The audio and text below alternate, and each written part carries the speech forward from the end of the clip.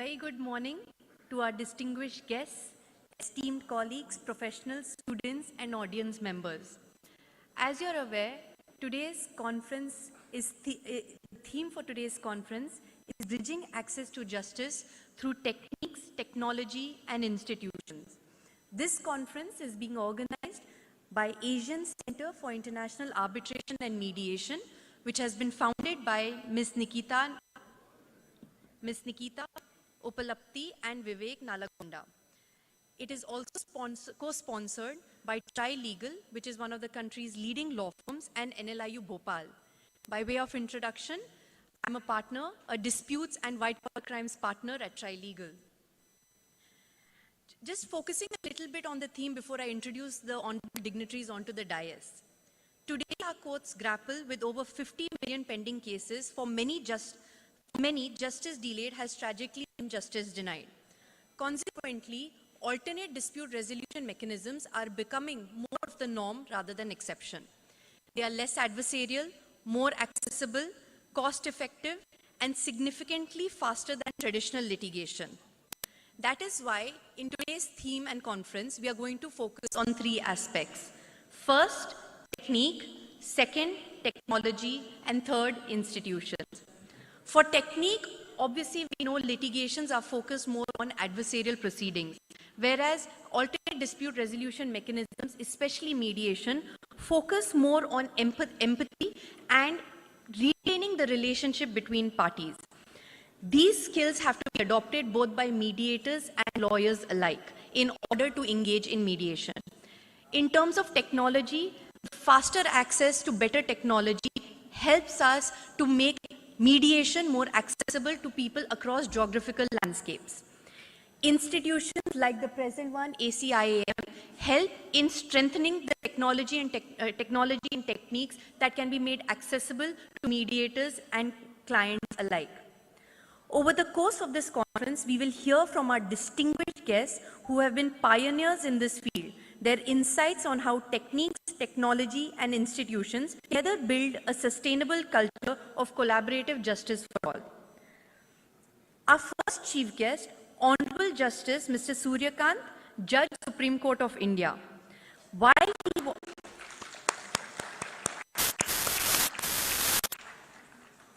he was the youngest Advocate General of Haryana in 2000, he has had a tremendous career marked by distinction and leadership. While he has contributed significantly to the development of law, we all know that he has also significantly contributed to the development and adoption of mediation. He has been nominated as a member of the governing body of NALSA for 2 consecutive terms and currently holds the position of Executive Chairman. More recently, in July 2025, along with the Honorable Chief Justice of India, he launched the Mediation for the Nation campaign, which was to promote mediation from the Taluka to the High Court level. He has also been a big propagator of using vernacular language mediation to make it more accessible. Recently, while inaugurating the Supreme Court Bars Association, I quote him as saying, "Courts decide, mediators heal. Both serve justice, but only the latter preserves relationships. They choose understanding over victory, conversation over conquest, healing over harm." It is truly our privilege to welcome Honorable Justice Suryakant among us today. So may we have you at the dais. Give a big round of applause, please.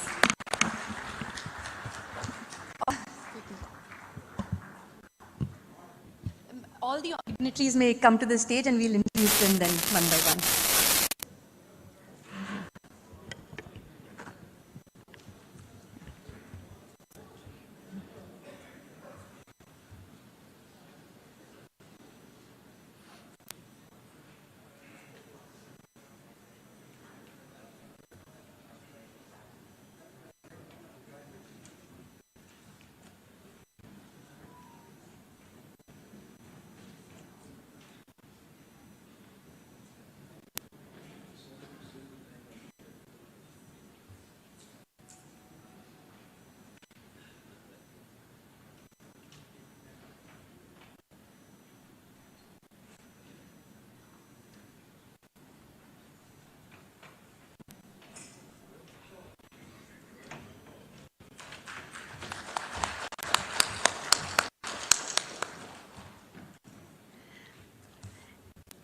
We also have the guest of honor, Honorable Justice Mr. P.S. Narasimha, Judge, Supreme Court of India.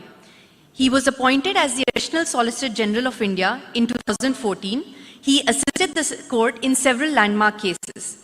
A true evangelist of mediation, he was entrusted with mediating the fractious BCCI elections in 2018-19 and successfully mediated between the members and the board for holding elections and the constitution of an elected body, bringing consensus and institutional stability. I recall that 2 years ago, while delivering a lecture at the Supreme Court Bar Association, he urged that we have suffered enough with adversarial litigation. Mediation must become the default, litigation the exception. Our distinguished guest, Honorable Chief Minister Andhra Pradesh, Shri Chandrababu Naidu Garu, a leader widely regarded as a pioneer of digital transformation and e-governance in India. Much earlier in 1998, he initiated the development of high-tech city with an intent to transform the local economy into a booming global information technology hub. He also spearheaded initiatives such as Pragati, which became the country's largest e-governance program, and the AP Fiber Network project, a visionary effort to deliver high-speed internet to households across the state. These initiatives were not merely about technology, but about education, communication, and economic participation tools to enable every citizen to be able to be part of a digitally inclusive society.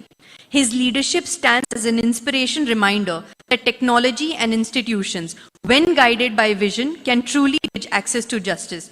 We are deeply honored to have Honorable Chandrababu Naidu, Honorable Chief Minister, with us today. Please welcome with a round of applause.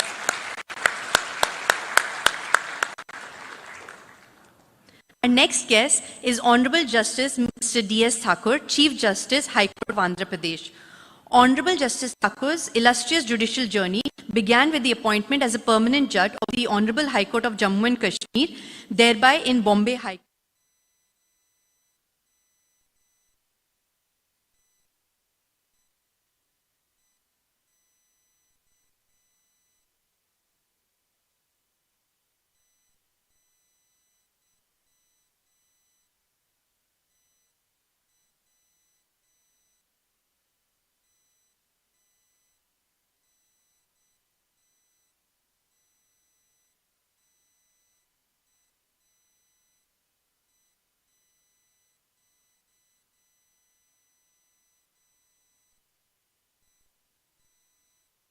Sir Surya Prakash, Dispute Resolution Process Area, Vice Chancellor, NLIU Bhopal. He is the Vice Chancellor of NLIU Bhopal. Since his appointment in June 2023, he has brought a wealth of experience and visionary leadership to the institution. Our next organizing team member is Professor Surya Raju. He is the Secretary General of ACIAM with 13 years of experience as an arbitrator and an academician. With this, I welcome all our dignitaries today, and I call upon Professor Surya Raju, Secretary General ACIM India, to lead the theme. Good morning, everyone. Honorable Justice Suryakant sir, Honorable Justice P.S. Narasimha sir, and Honorable Chief Minister N. Chandrababu Naidu Garu, and Honorable Justice D.S. Thakur, and other guests on the dais, off the dais. I welcome all the people to this international mediation conference conducted by the Asian Center for International Arbitration and Mediation in collaboration with National Law Institute, University of Bhopal. Now, mediation is a requirement. So, where informally, in a structured process, in a structured manner, we can settle the disputes is concerned. So, due to the time constraint only, I am restricting to 2 minutes. So, basically, Singapore International Mediation Center, Singapore International Arbitration Center, which are considered as the best institutions in the worldwide in order to conduct the arbitrations and mediations. Our ACIM vision is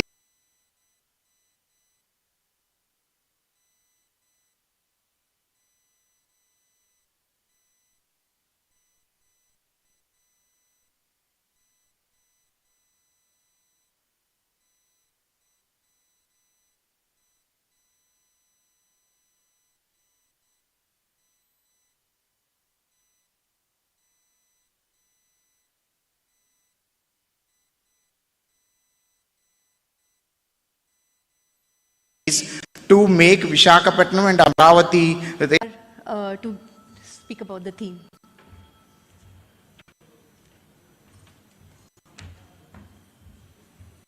Good morning to all.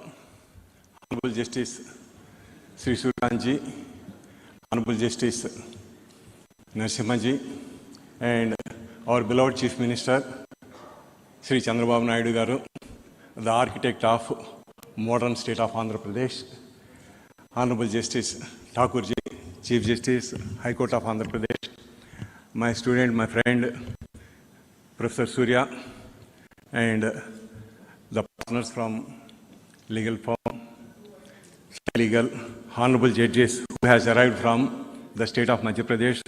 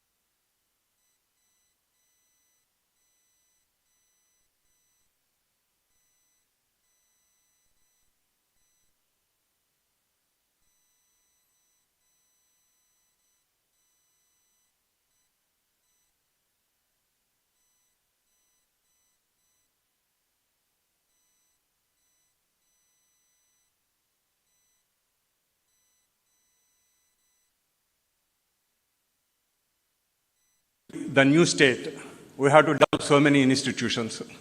Particularly, we had a new High Court at Amravati, and new legal community is developing, and new legal expertise also has to develop in all areas. And one such area is the arbitration and mediation. And definitely, it will serve not only the people of India, but we are looking ahead to serve the litigants in India and also around the world, and definitely under the leadership of our beloved Chief Minister Chandrababu Naidu garu. Sir, on this occasion, I would like to bring to your kind notice, there are so many institutions which you have to develop in the state of Andhra Pradesh. One such institute which I would like to suggest you is that there should be a school of maritime law. You may call it Indian Maritime School, just like ISB. And because we have 1,040 kilometers coastline, and we had a very day before yesterday, you stated that for every 50 kilometers there should be a harbor or a port. And keeping in view, because earlier myself and Honorable Justice Narasimha has discussed about this, because Gujarat is having the first largest coastline, followed by the state of Andhra Pradesh, and there is also a lot of maritime arbitrations going on. And I had a discussion with the port chairman earlier, MT Tirumala garu, and most of the time we are getting the arbitrators from Bombay, sir, for maritime arbitration. Day before yesterday, in this logistics summit, he has said that for every 50 kilometers there should be a port or a harbor, and we have a lot of marine resources, and to do all these things, it is necessary. So far, there is only Gujarat Maritime University, and second one, we have to develop much in a better way at an international level. We may call it as International Maritime School, preferably if it's possible on Rishkonda, which we may utilize the infrastructure. And with these few words, and I would like to assure that this Asian Center, International Center for Arbitration and Mediation is going to have a very good future, and we will guide others by taking forward this institution, and let us take pride for this institution at Visakhapatnam. Later on, we will have our branch at Amravati also, sir. Thank you very much.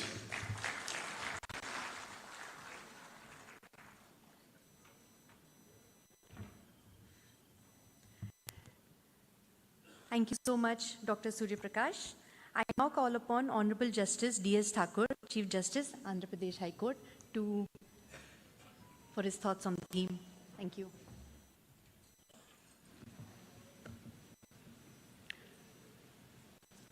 I know we are constrained for time because the honorable dignitaries are also to participate in a university convocation. Therefore, I will try to keep it very brief.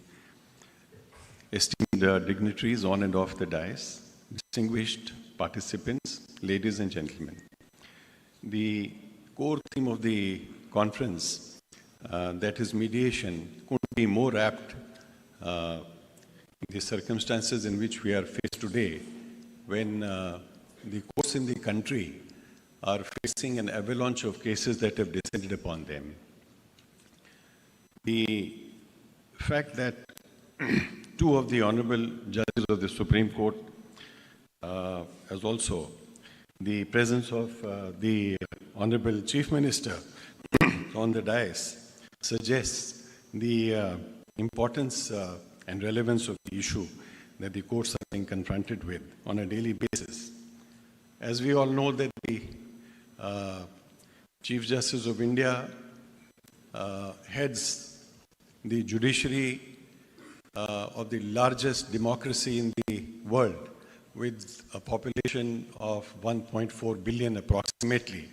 So the concern in their mind to deal and cope with this situation is uppermost, and that is how all of us gather here to hear the valuable thoughts on the issue. Now, the reasons for the delay in courts primarily is attributed to the inadequate judges to case ratio. If you recollect that there was a report submitted by the Committee of Judges of the Honorable Supreme Court that prescribed a particular ratio, and that was approximately one judge to every 600 or 800 cases. We did an assessment study in our courts here in Andhra Pradesh, and as against 650 judges that we have approximately today in Andhra Pradesh, we found that we require another 850 judges. Now, if this could translate in terms of monetary implication, it would run into 1,000 and not more than thousands of crores. Therefore, the need to look at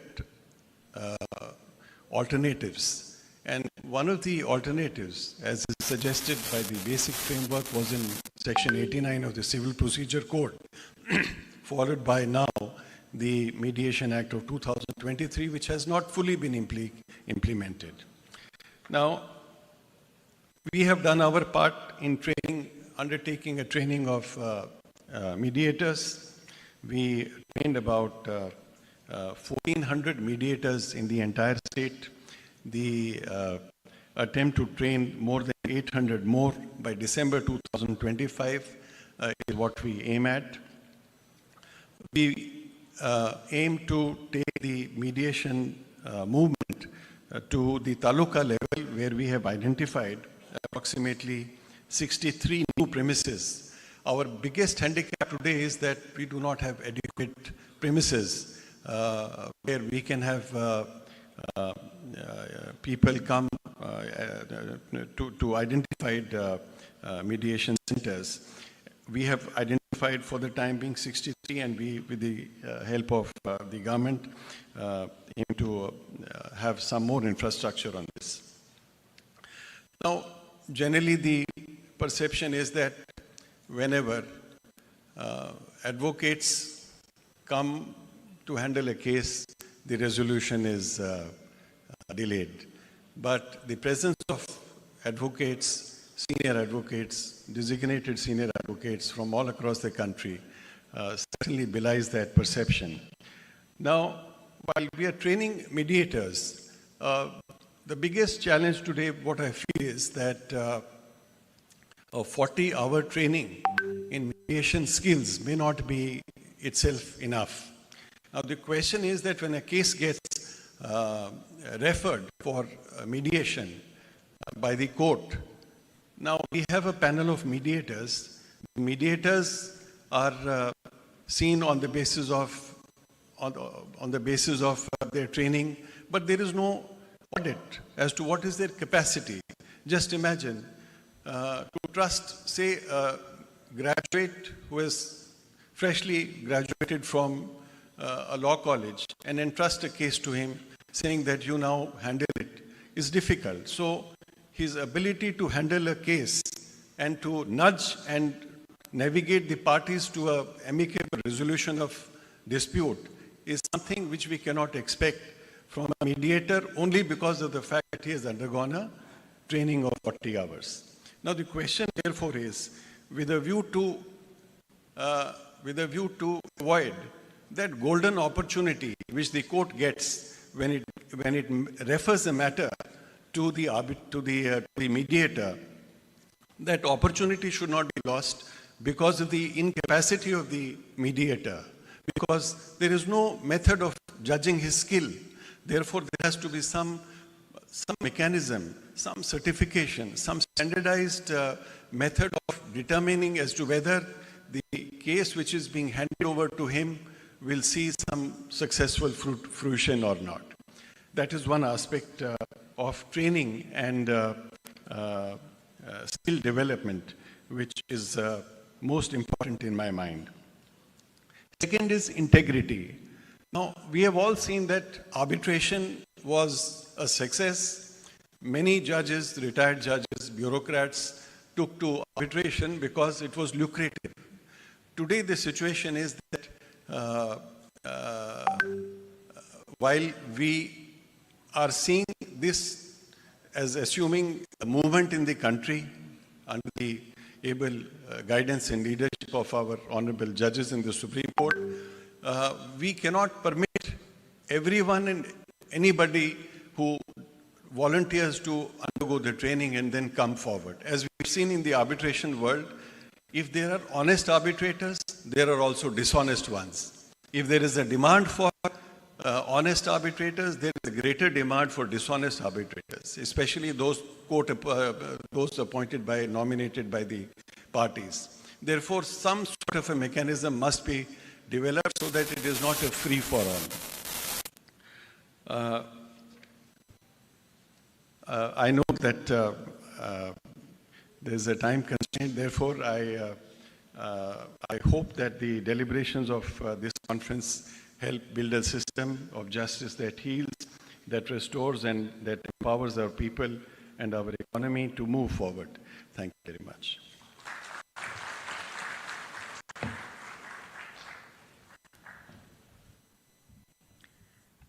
Thank you, Honorable Justice D.S. Thakur. I now call upon Honorable Chief Minister of Andhra Pradesh, Shri Chandrababu Naidu Garu.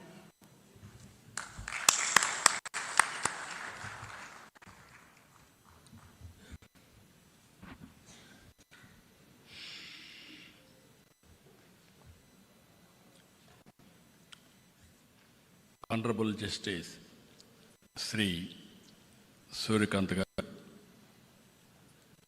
Honorable Justice Sri P.S. Narasimhan Garu,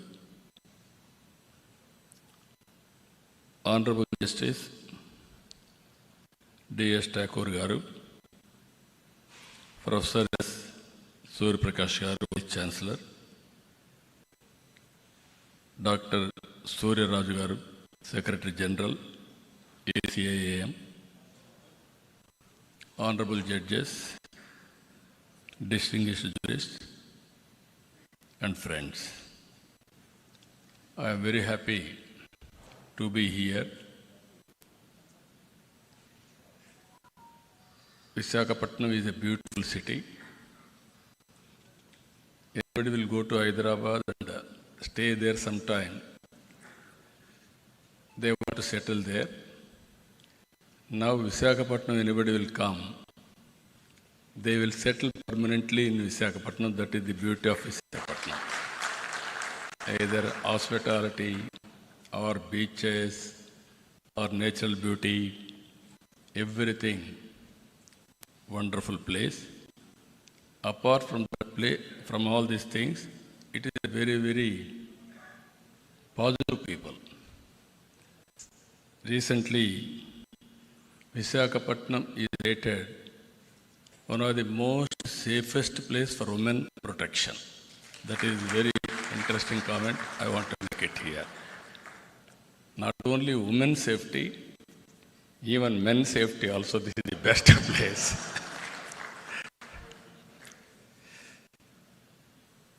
I am very happy to be here because the judiciary is a key pillar of our constitution, protecting democracy and the rule of law. India's judicial system is known for its credibility, transparency, and strong commitment to justice.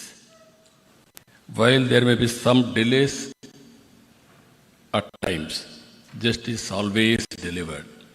Every common man is having hope.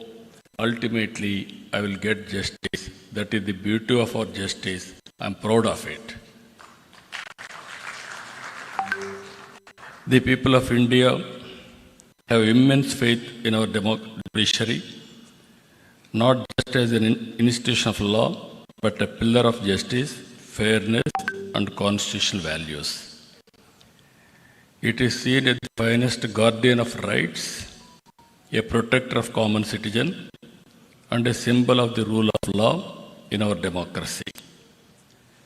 Here, I wanted to make a comment. I have seen India for the last, as a policy maker, I entered to politics in 1978, first time MLA. After that, 1980, I became Minister. 95, I became Chief Minister. I have seen India. Today, if you see, India has taken bold reforms. 1991 economic reforms. Mid-90s, IT revolution, Indians took advantage, first more advantage. God is very kind. India is blessed with demographic dividend. Now slowly we are losing that advantage in South India. Now North India still there is an advantage. With all these factors, we are having a very strong leader also at center. That is Narendra Modi ji. If you see 11 years back, 11th economy, largest economy. Today, 4th largest economy. Next year, we are going to become 3rd largest economy. And at the same time, there are predictions by Ernst & Young. By 2038, we will become 2nd largest economy in the world. I don't have any doubt about it. And also 2047, India will be number 1 economy globally. It is going to happen because of our inherent strengths. If you see here some of the reforms, I have seen tax reforms, CST, VAT, GST, improved version of GST now, another reform. With all tax reforms, we are growing 6-7% now. There is a potential of growing 10% in the near future. If all these things will happen, then nobody can stop India moving forward. This is the situation we are all here now. At the same time, ADR and India's mediation culture. Just now, Vice Chancellor rightly mentioned, if you remember mythology, Krishna was the best mediator. But of course, mediation has failed. Ultimately, what happened. That is how things are happening. And also, I have seen in my own experience, in villages, there are some respected elders to mediate so many disputes. I am personally witnessed. My father, he was not educated, but abundant common sense. More than 10 villages, they used to call him, they used to discuss, they used to address their problems. That is how mediation has helped in India.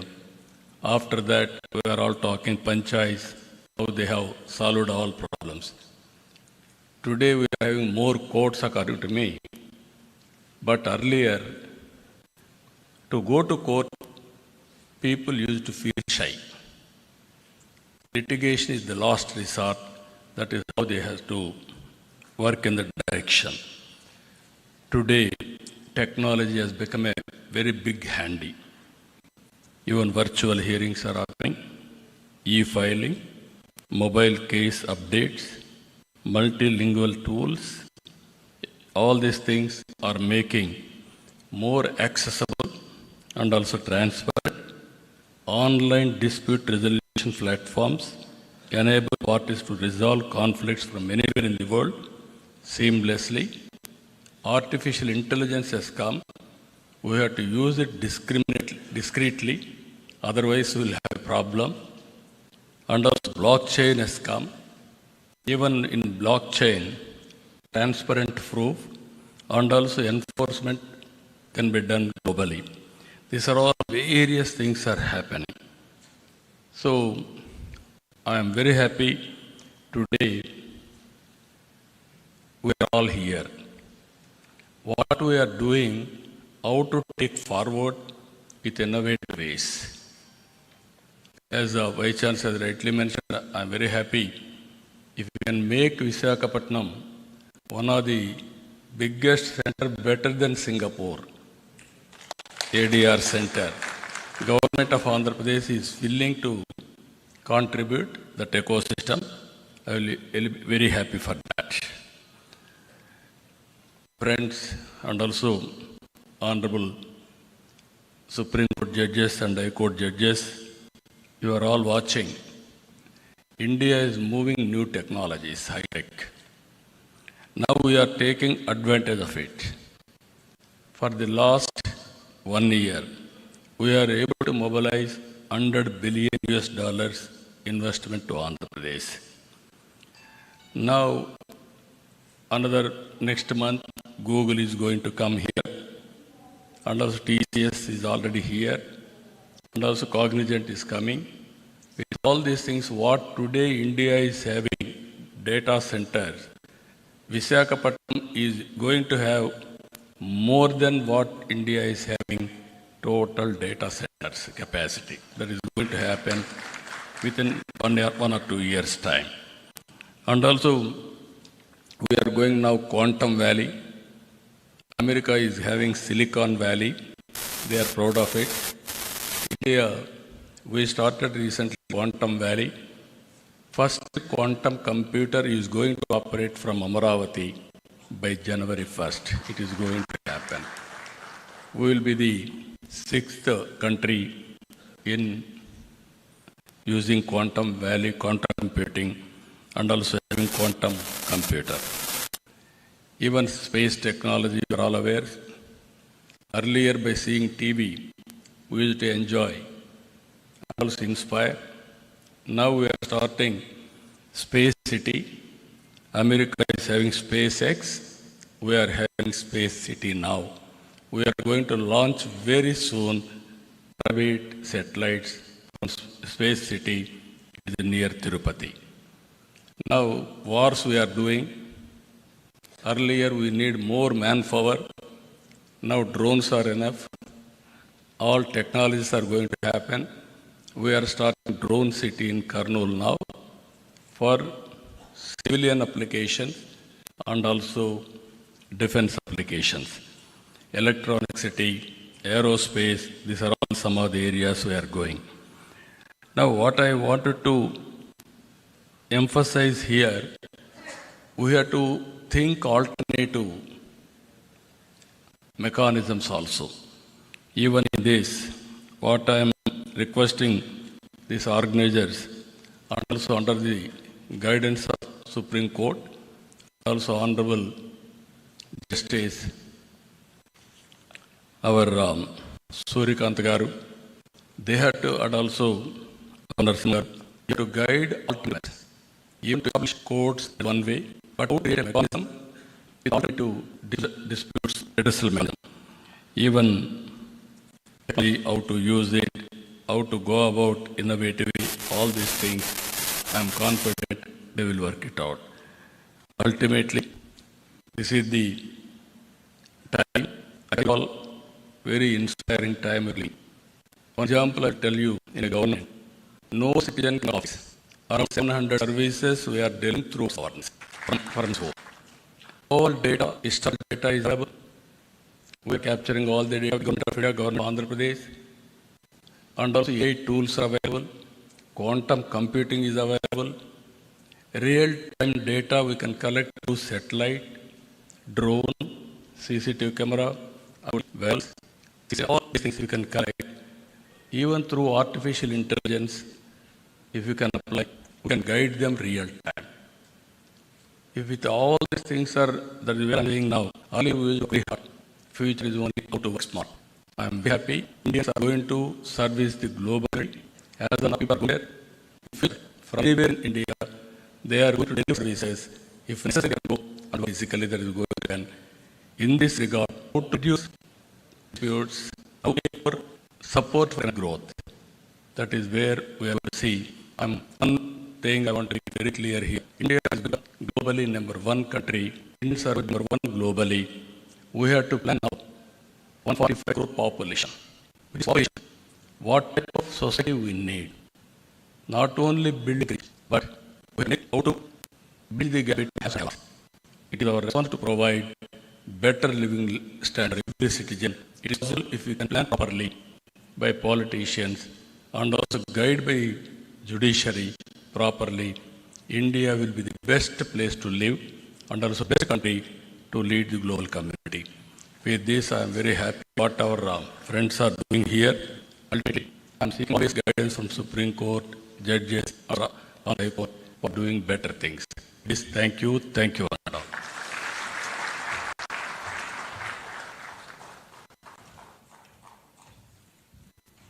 Thank you, Honorable Chief. I now call upon Honorable Justice P.S. Narasimha, Judge of the Supreme Court. Very good morning to all of you. My esteemed elder, Justice Surya Kant, Honorable Chief Minister, Honorable Chief Justice, the two Vice Chancellors, Judges of the High Courts, President of SCORA, other dignitaries. Because of the time constraint, what I will do is, I will take a passover. I will promise to come back, but if I don't, I will leave you with just 3 points. 70 years after the independence, more than 70 years, we have pursued the resolution of disputes through adversarial litigation, which required finding of a fact. I think there's no doubt in our minds that this system didn't really work very well. The stakeholders were lawyers. So if we move to the system of mediation, the persons will be doing the mediation are also lawyers. So what will you take as having moved from litigation to the media? From logic, you will shift to trust. It is trust and trust alone which will help resolve disputes through the process of mediation. So you must learn that technique. It's a facet of the heart. How you win the heart and enable the persons involved in a dispute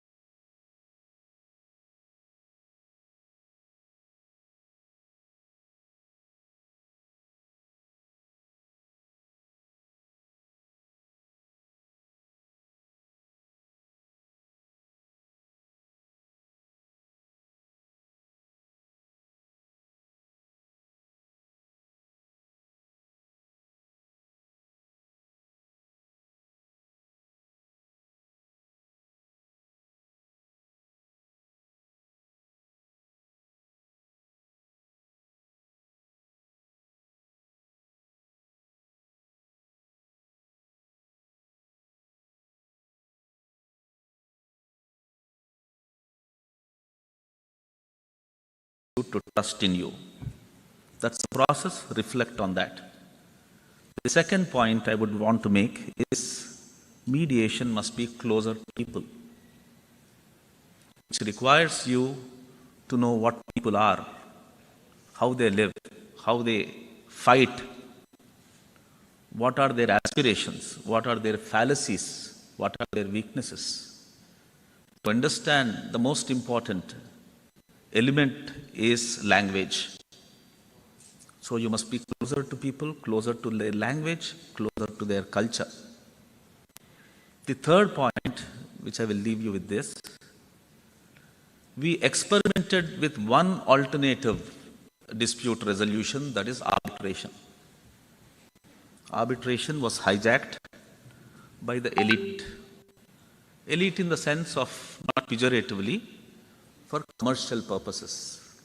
It was intended to be a very simple process where an arbitrator will come and resolve the disputes.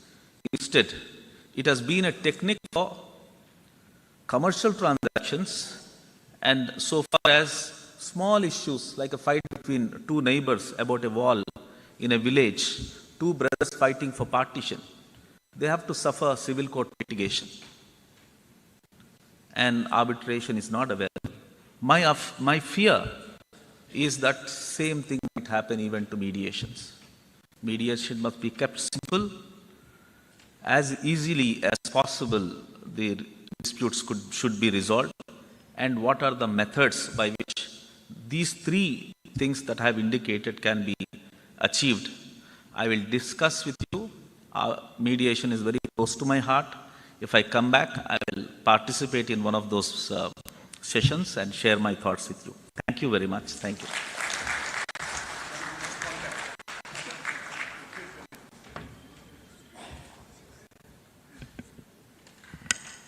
Thank you, Honorable Justice Narasimha.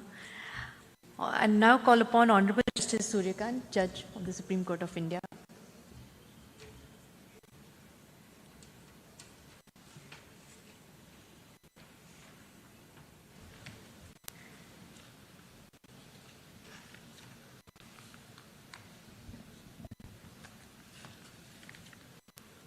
Shri Chandrababu Naidu, Honorable Chief Minister of Andhra Pradesh, my brother and esteemed colleague, Honorable Mr. Justice P.S. Narasimha, Justice Supreme Court of India, Justice D.S. Thakur, Honorable the Chief Justice Andhra Pradesh High Court, Honorable Judges of various High Courts who are present here. We have among us Justice Nawaz from the Supreme Court of Sri Lanka. He is welcome here in this conference. Professor Dr. S. Surya Prakash, Vice Chancellor, NLIU Bhopal. Mr. Santan Krishnan, Life President of the Commonwealth Lawyers Association, and other office bearers of the CLA. Professor Surya Raju, Secretary General, ACIAM, Madam Chitra from the Trilegal, senior advocates from the Supreme Court, other members of the Supreme Court Bar and the Bar Association of Visakhapatnam and different parts of Andhra Pradesh, who are also graciously present here. Mr. Nayyar, Mr. Jain, and other officers of the SCOA, members of the mediator community, and some of the very eminent mediators are present here. I know most of them by name, but because of the time constraint, I am not addressing them by name. We have among us Mr. Bharat, the local member of parliament. Other distinguished guests, we have Dr. Renu Raj from the United Kingdom. She is also with us. Distinguished guests, participants, and my dear friends from media. Stepping into this auditorium, one can sense the collective ambition, a gathering fueled not merely by words, but by a genuine resolve to reimagine the landscape of dispute resolution. coming together ACIAM, Trilegal and NLU Bhopal marks not a simple an event, but a potential turning point where justice is no longer perceived as remote or intimidating, but as an accessible reality shaped by our own shared commitment. Justice in 21st century, let's commit ourselves, is not an aspiration, it is our responsibility. With this in mind, the theme of our conference resonates with great urgency and relevance. Today, justice must extend far beyond the confines of courtrooms, permeating our communities, businesses, and families. It is about reaching people where they are, making the principles of fairness and compassion tangible and attainable for all. This forum challenges each of us to push past routine, embrace innovation, and build solutions that are empathic and truly effective for our times. Our Constitution does not view justice only in the narrow sense of adjudicating disputes. It speaks of social, economic, and political justice as a guiding factor. While courts play an indispensable role in enforcing rights, true justice must go beyond judgments and decrees. It must reach people where they are, in a language they understand, and in a manner they trust. Mediation provides precisely this bridge. It ensures that the parties remain at the center of the process, that their voices are heard, and their dignity is respected. In this sense, mediation is not merely a legal mechanism, it is a constitutional value in action. As society and the economy evolve, so do the disputes. Today, we see conflicts in areas as diverse as intellectual property, cross-border trade, digital currency, cybercrime, family relations, international awards and their enforcement, environmental issues and concerns.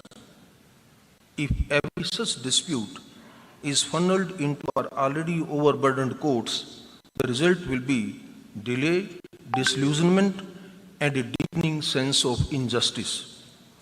Mediation, therefore, offers us a different path, a path of creativity and consensus.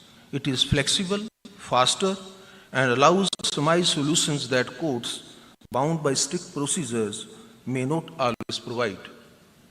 For mediation to gain universal acceptance and become an integral part of our justice delivery system, the foundation must rest on a single non-negotiable element, and that element is trust.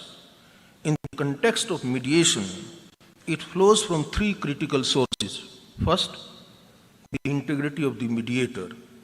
The entire process of mediation is built upon the confidence that parties repose in the mediator. Honorable Chief Minister pointed out how the old persons in the villages were being trusted and all the disputes were really left them to be resolved. It was only on account of the immense trust that the people had in them. They must believe that the mediator is impartial, independent, and competent. Integrity here is not merely a personal virtue, it is the bedrock of the process. If this perception falters, the process collapses. Second, the credibility of the institutions. Mediation cannot thrive in a vacuum. It requires robust institutional support to lend structure, consistency, and legitimacy to the process. Institutions like the one ACIAM serve as a custodians of quality and trust. In a world where disputes often carry significant economic and social stakes, institutional credibility reassures parties that mediation is not an informal compromise, but a structured, reliable, and enforceable method of dispute resolution mechanism. The third point, the support to be extended by the law. So, not only those 2 points which I have highlighted, unless there is a support by the law, the mediation may not be as successful as we perceive. For mediation to transition from an alternative to a mechanism as a mainstream method of dispute resolution, I believe it needs the backing of the law. And fortunately for us, we have the Mediation Act of 2023, marking a watershed moment by providing a clear statutory framework for both domestic and cross-border mediation, prescribing ethical obligations and giving enforceability to mediated settlement agreements. However, we should be clear that legislation by itself cannot transform culture. Laws can provide a foundation, but they must be animated by practice, sustained by institutions, and embraced by society. We must cultivate a legal ecosystem where mediation is seen not as a concession or a lesser form of justice, but as a superior process that empowers parties and preserves relationships. If courts represent the authority of justice, mediation represents its humanity. It restores agency to the parties, transforms conflict into cooperation, and turns adversaries into partners in resolution. In an age where speed and sensitivity matter as much as legality, mediation is not a luxury, it's a necessity. The question is no longer whether we can afford to mainstream mediation. Please mind my words. The question is no longer whether we can afford to mainstream mediation. The question is whether we can afford not to mediate on the first option. The second dimension of our discussion today is technology. The pandemic taught us that technology has ceased to be a peripheral tool. It has become an integral component of legal processes, reshaping the contours of dispute resolution worldwide. It leveraged thoughtfully. Technology can be the great equalizer, removing physical, economic, and social barriers that have historically excluded large sections of our population from the formal justice systems. Technology allows a farmer in a remote village, a small entrepreneur in a Tier 2 city, or a homemaker facing a family dispute, all of them to participate in mediation without the expense of travel, without losing day of work, and without the intimidation of formal court proceedings. Digital mediation platforms, virtual hearings, and AI-assisted tools can bring the process of dispute resolution to the doorstep, or rather to the handheld device of every citizen. This is what inclusive justice truly means, the priceless justice that transcends geography, income, and social status. Not only domestically, but also in our increasingly interconnected world, where cross-border disputes are becoming more frequent, mediation emerges as a powerful tool for resolving conflicts quickly and collaboratively while preserving vital relationships across jurisdictions. The role of technology through online dispute resolution platforms, video conferencing, and digital document management enables the parties, separated by geography and legal systems, to engage meaningfully in mediation, overcoming traditional barriers of distance, cost, and time. By embracing technological innovation and strengthening institutional capacity, we can make dispute resolution more efficient, flexible, and just for the modern era. Yet, while we welcome these advances, we must also acknowledge the risk. Technology must be a bridge, not a barrier. If our systems are too complex, or they are connectivity dependent, we may end up excluding those who need access the most. Digital literacy and infrastructure gaps remain significant challenges, and every technological innovation must therefore accompanied by capacity building initiatives such as simple, user-friendly platforms, multilingual interfaces, and community support systems.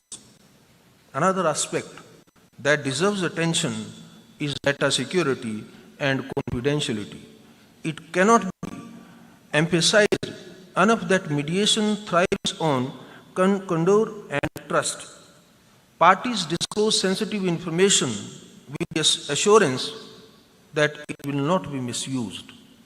When these processes move online, the duty to protect their confidentiality becomes even more critical. Institutions and service providers must invest in robust cybersecurity frameworks, encryption protocols, and ethical guidelines to ensure that trust is never compromised in the digital space. Further, technology is not merely about digitizing the existing processes.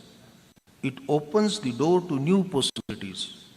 AI-driven tools can assist mediators by generating objective summaries, analyzing patterns in disputes, or even suggesting possible settlement ranges based on prior data. And all these things, all without replacing the human element of empathy and discretion that lies at the heart of mediation. Similarly, online dispute resolution platforms can integrate language translation, voice-to-text features, and real-time documentation, making the process seamless and inclusive for parties across linguistic and cultural divides. Finally, let us remember that the ultimate object of technology in justice delivery is not efficiency alone, it is empowerment. It is to ensure that no person, regardless of where they live or what resources they possess, feels alienated from the promise of justice. Technology, if used ethically and inclusively, can transform this aspiration into a lived reality. Let us ensure that every innovation moves us closer to that vision where justice is neither delayed nor denied and never distant. To the lawyers and students present here, let me say that with this emphasis, embrace mediation not as a challenge to your profession, but as an expansion of it. The lawyer of tomorrow will not only be an advocate in court, but also a facilitator of dialogue, a builder of consensus, and a protector of relationships. Mediation is not about diminishing advocacy. It is about redefining it for a new era of problem solving. The young mediators who train today will shape the justice system of tomorrow. This is not merely an opportunity, it is a responsibility, and I firmly hope and believe of you will take up it with sincerity and passion. Institutions like ACIAM, in partnership with academic centers and other stakeholders, will play a defining role in this transformation. They are not just training mediators, they are shaping the very architecture of justice in the 21st century. As I conclude, let me leave you with this thought. And my thought is, justice is not a fortress to be defended. It is a bridge to be built. The foundation must be anchored in constitutional values, supported by laws and institutions, strengthened by technology, and sustained by trust. Mediation is one such bridge, that connects the letter of the law with the spirit of justice. Let's walk in together with confidence, creativity, and compassion. Thank you very much. Thank you very much for inviting. Jai Hind.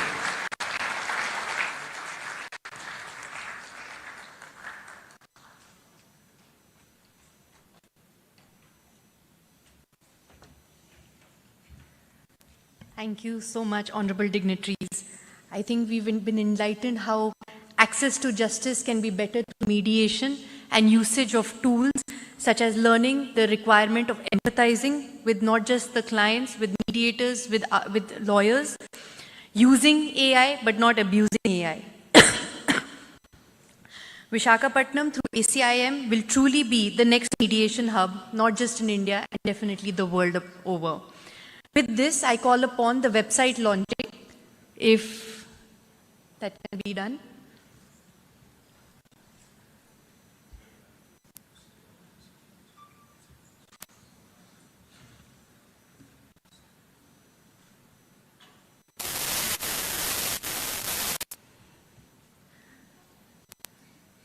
We'll proceed with this felicitation for the ceremony. I would like to call upon Advocate Abhas Sharma to facilitate Honorable Justice Suryakant.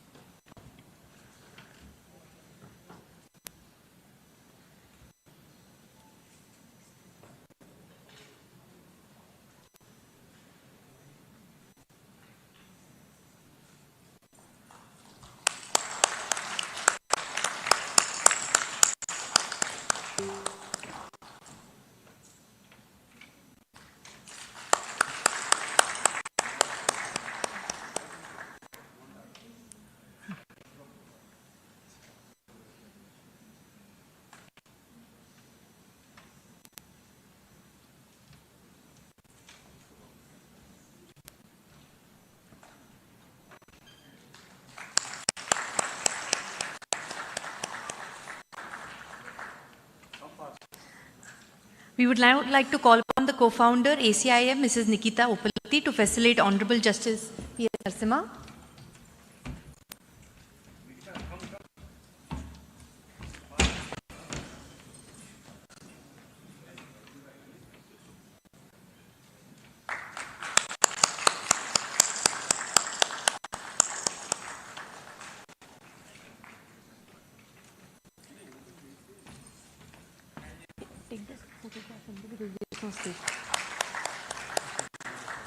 I would like to call upon Professor Dr. Surya Prakash to facilitate Honorable Shri Chandrababu Naidu.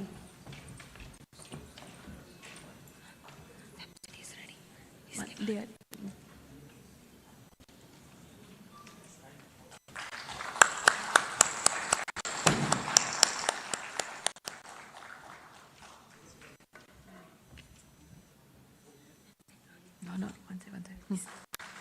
one second. I would request Mr. Vinay Ahuja of Mohan Law House to facilitate Honorable Mr. Justice Dheeraj Singh Thakur.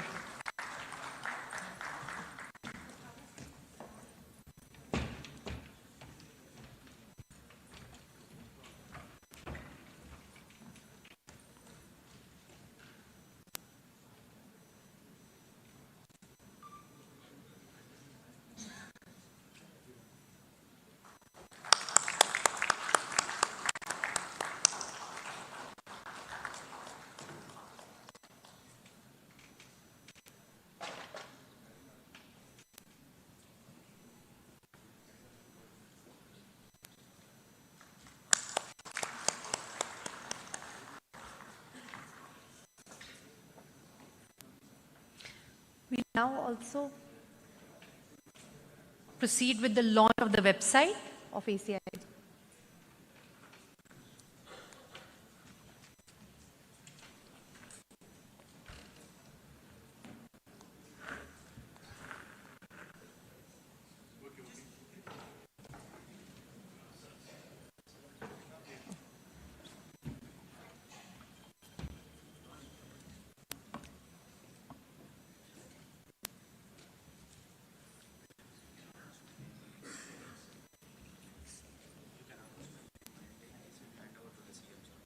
I call upon Vivek from ACIM to proceed with the launch of the website.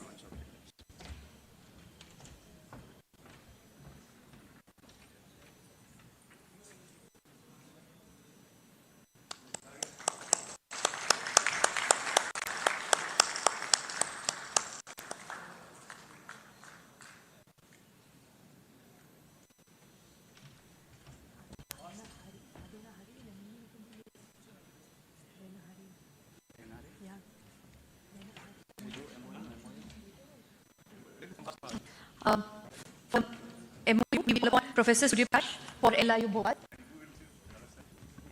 Co-founder Suryaraj.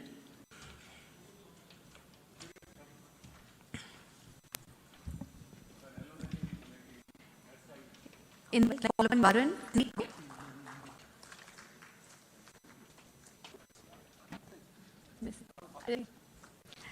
I next call upon Ms. Shweta Rao from Fisher's Medical Ventures.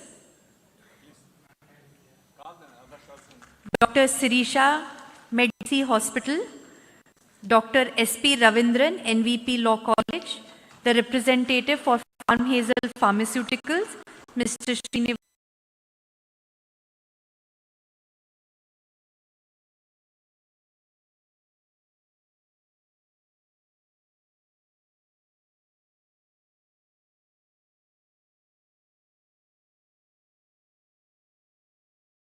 Ramanarayan from Trust.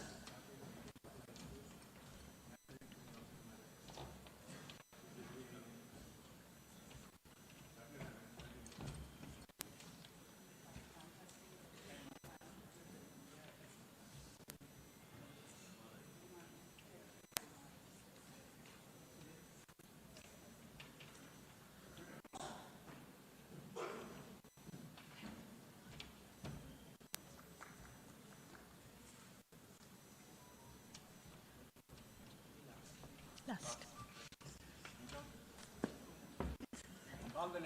I've already called. They've not. Yeah, later.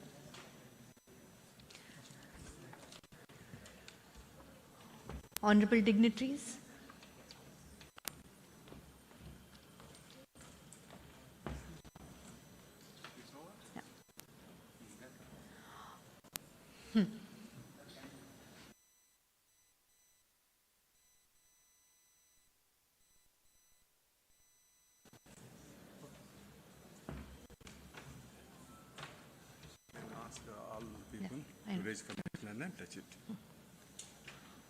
Honorable dignitaries, thank you for your time. We'll end with the national anthem.